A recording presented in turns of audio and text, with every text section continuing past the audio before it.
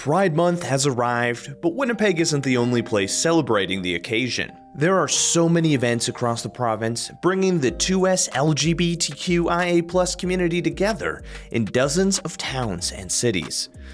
Pembina Valley Pride kicks off this weekend, June 8th in Altona.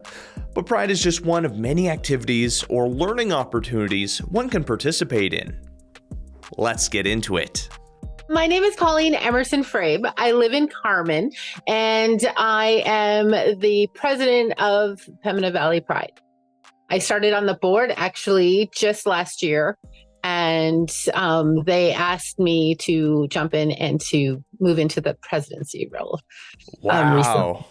So yes, it's been a very fast transition in my role there, but I've been with my wife for 25 years. So I've been involved in the Pride community for years. So is that why you wanted to get involved, just like seeing this movement growing out in the Pembina Valley? A little bit differently for me in the fact that in 2017, my wife and I moved up here from the States. We moved from Milwaukee, Wisconsin, a very large city, and we moved to the Pembina Valley. Yeah. Really quite a different shift of just everything, of all sorts of services and structures and beliefs and patriotism, and everything is very different up here versus what we have been doing down there. And when we got up here, we're like, we can't be the only ones. We can't. And we're not. And we got to know a little bit of the community here in the Carmen area when we would start to see the different Pride festivals pop up in some of the different towns. We started attending some of those. And we're like, we need to do this in our area kind of thing. So it was just sort of watching all that happen and going to even Pembina Valley Pride festivals and then being like, you know what, we need to get involved. That's the one thing when you're mentioning, we can't be the only ones. I think for many queer individuals like myself, my friends, and many others, when you're out in smaller communities like that, it's like, yeah, there has to be other people who feel the way that I do, right? You're just looking around, it's like, it can't just be me. Yeah, it can't. It isn't, and because there is still even in 2024, there's still this stigma. A stigma, yeah. It really is, and there's a lot of fear of. Even though we found that even for the most part, Carmen has been very welcoming. There have been a few very loud voices that are trying to overtake everybody else's, hey, we got your back kind of thing. So, and in that aspect, this isn't with, well, it's, we partner up with Pembina Valley Pride, but my wife and I, we sell tie-dyes and crafts and things like that, but we started a safe space. We rented a space in Carmen called Paul's Place that's how we initially got involved with Pembina Valley Pride. Was by, hosting a drag show, by hosting art nights, things like that were targeted towards the rainbow community. It's small events. It's those moments where you go out, you see others, you're like, wow, there are other queer people out here. That's so exciting, like building friendships. I guess not recently now, but a month or so ago, I attended a queer speed friending event, which was so much fun, meeting other people, hearing about their stories and experiences. And now I've been connecting with a few of them, and, we're on WhatsApp talking now. So it's always exciting because, at least from my experience, it can be very isolating when you're holding in these emotions and feelings and wondering, do I have anyone to talk to? Can I talk to anyone? Is it safe to talk to someone? Yeah, we still had some resistance in well, why do you have to talk about it? Why do you have to be, I don't care if whoever you're seeing, why do you have to talk about it? And it's like to normalize it.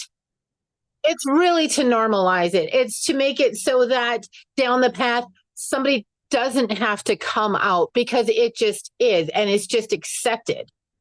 one way or the other. But right now it's still a, oh, you're different. You're different from the accepted norm. And even though that's okay that you do, that's okay to do that, but why do you have to flaunt it? And it's like, it isn't a flaunting, it's just normalizing it. Yeah, you want to be able to be with your partner just like anyone else can, walking down the street.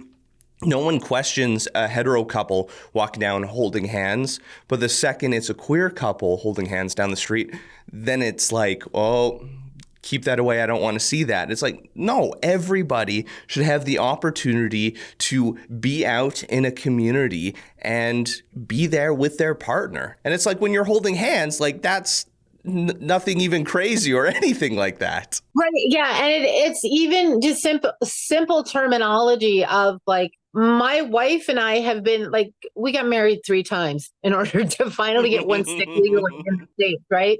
But we've been married since 2003, and people still refer to her as my partner. Whereas I know that I've heard them refer to other heterosexual couples as wife or husband or anything like that.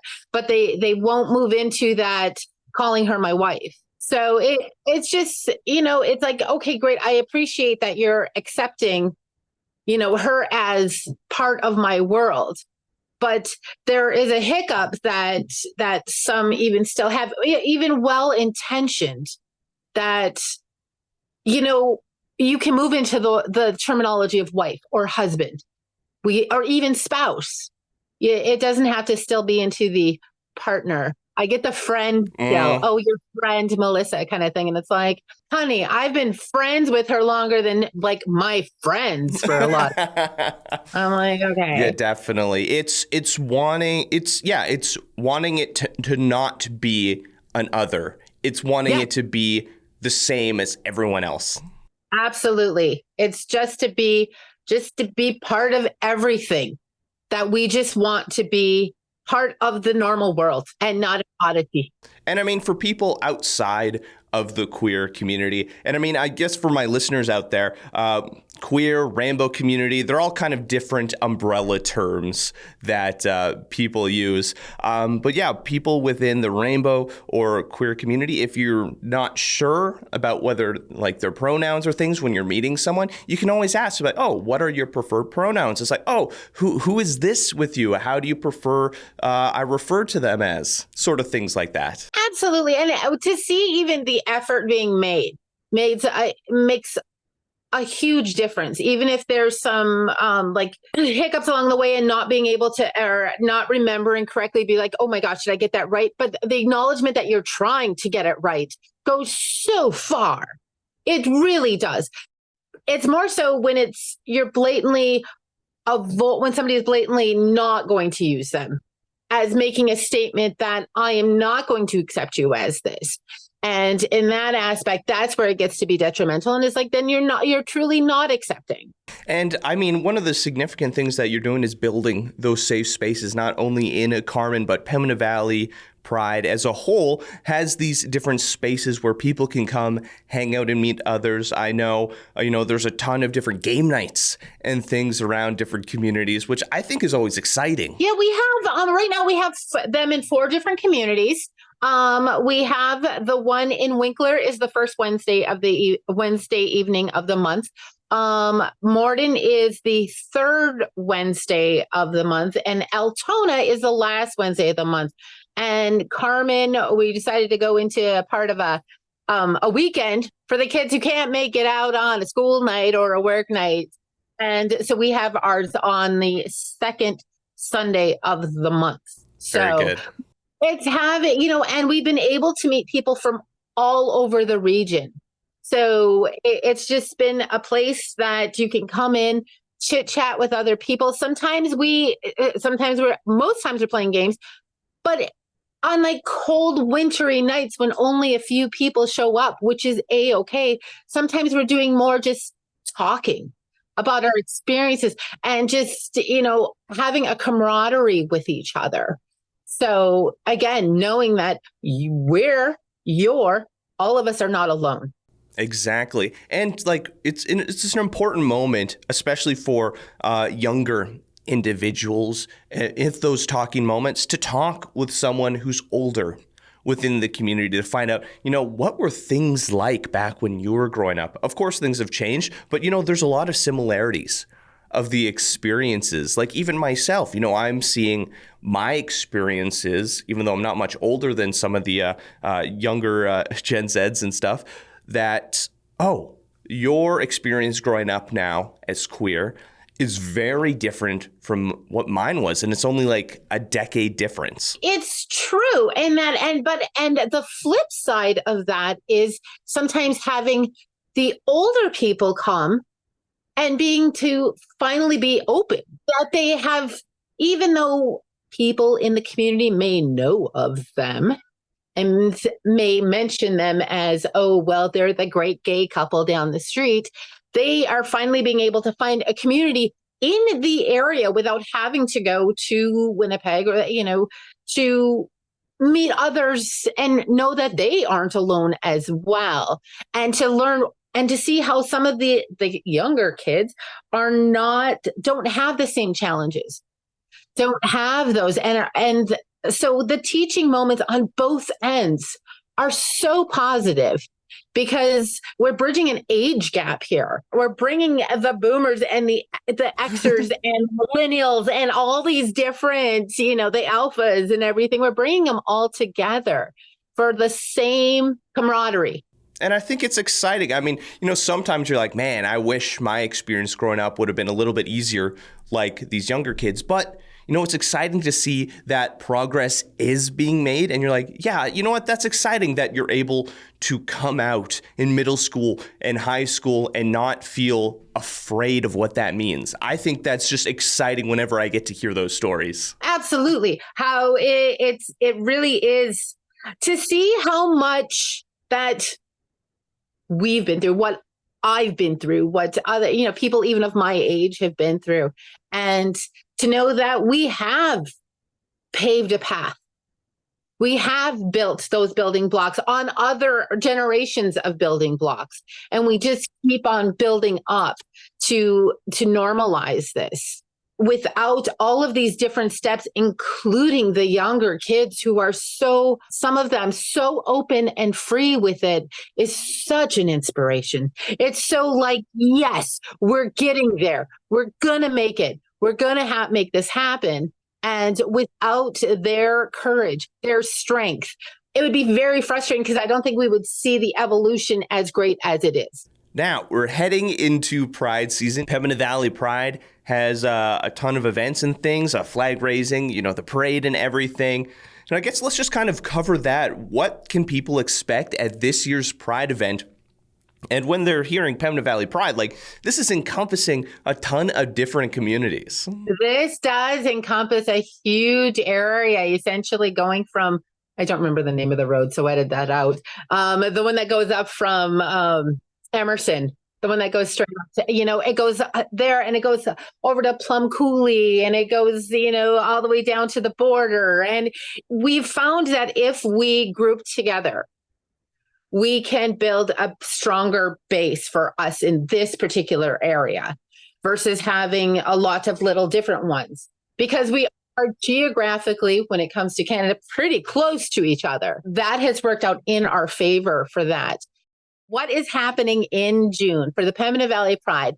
On the 7th, June 7th will be our flag raising in Altona. That will be at 6:30, and which is very exciting because they're going to have it there overnight.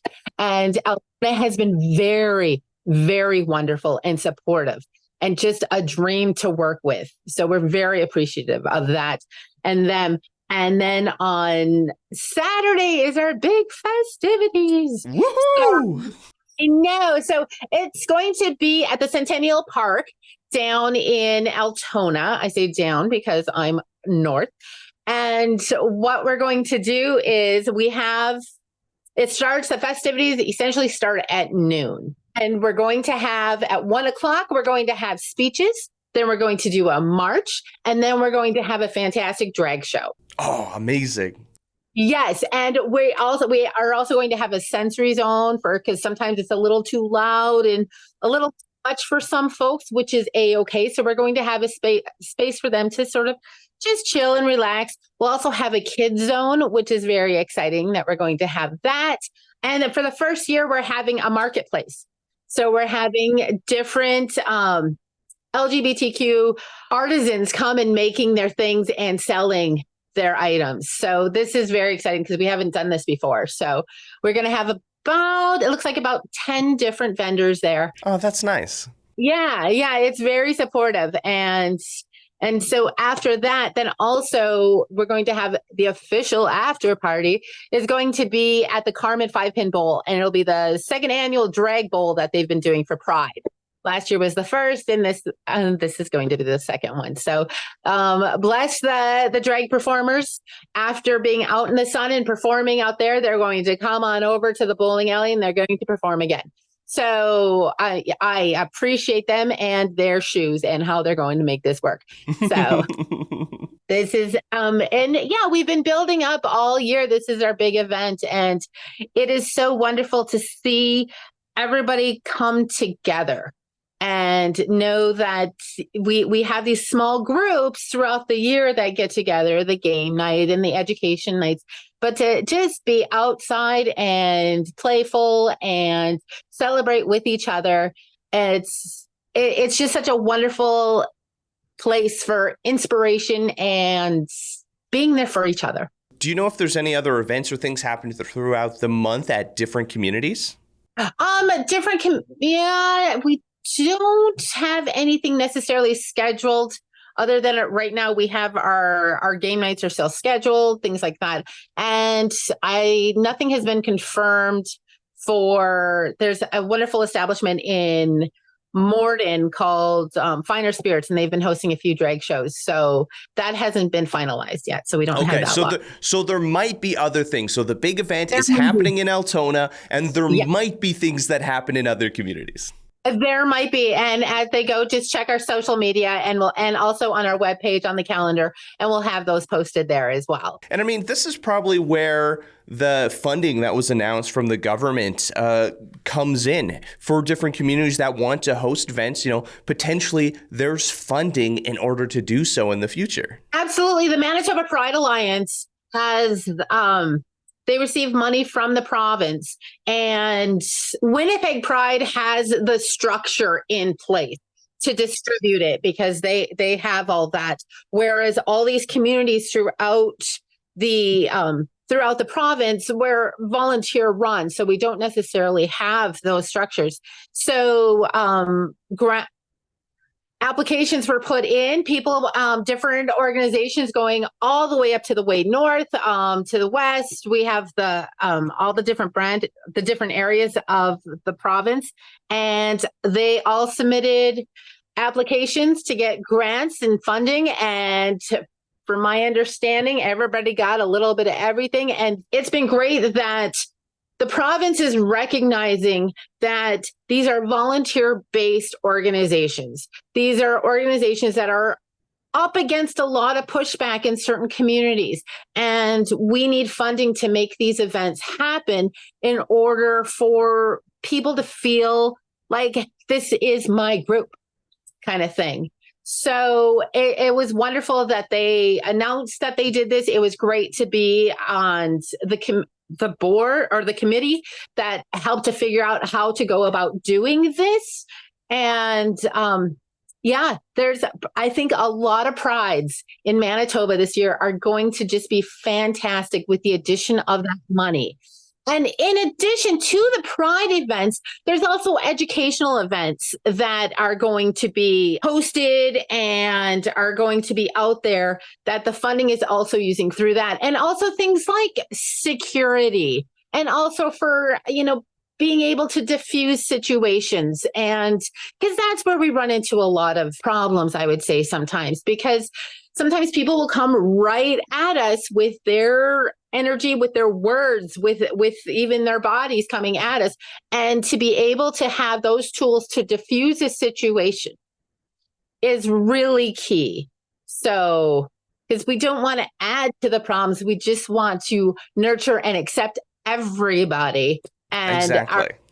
thing. We're asking the same thing. And of build others. those communities, have some fun, celebrate together. You know, there's going to be artisans and stuff there. So like it's going to be an event, at least in Altona, where there's so much excitement that's going to be happening.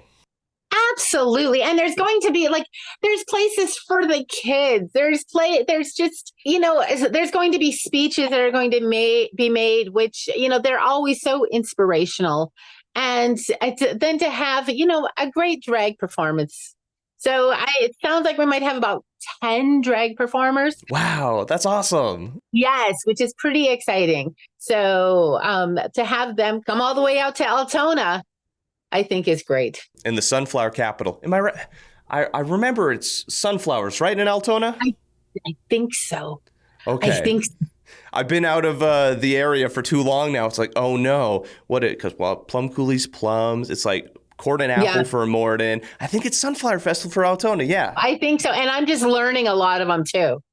Right. So I've had to reprogram from living in different places, up in this area, what are the events that happen here? It's country the events from Milwaukee. I'm like, no, Summerfest isn't here.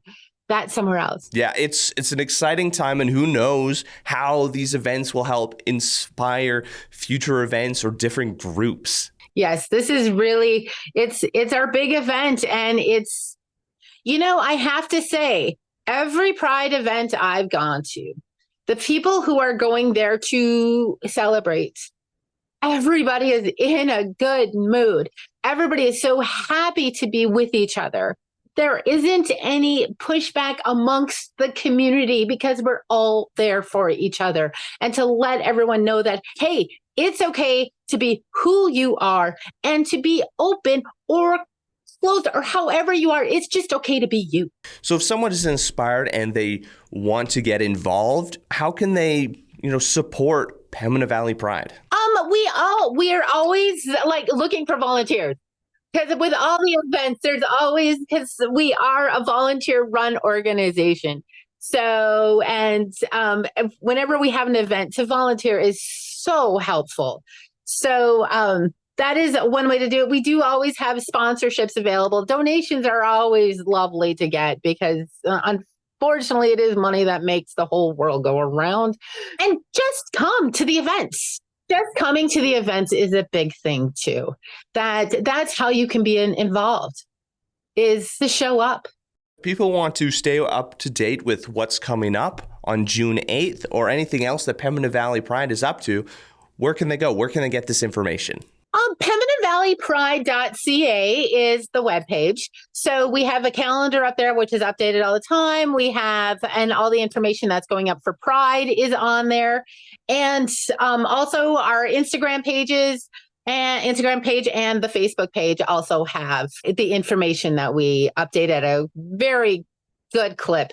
We have wonderful people who are working on that. Amazing. Absolutely amazing. Thank you so much for taking the time to chat with me. I'm really excited for the upcoming Pembina Valley Pride. I'm going to try and make it out this year. I'm going to try and find a vehicle, find my way out there. Fantastic. That would be so much fun because it's just a wonderful time and everybody's so happy. Well, who doesn't want to be amongst happy people? Have any stories you'd like us to share or communities we should highlight? Leave a comment on our social media or reach out to us on our website. I'm Ryan Funk. This was You Talk, and have yourself a good one.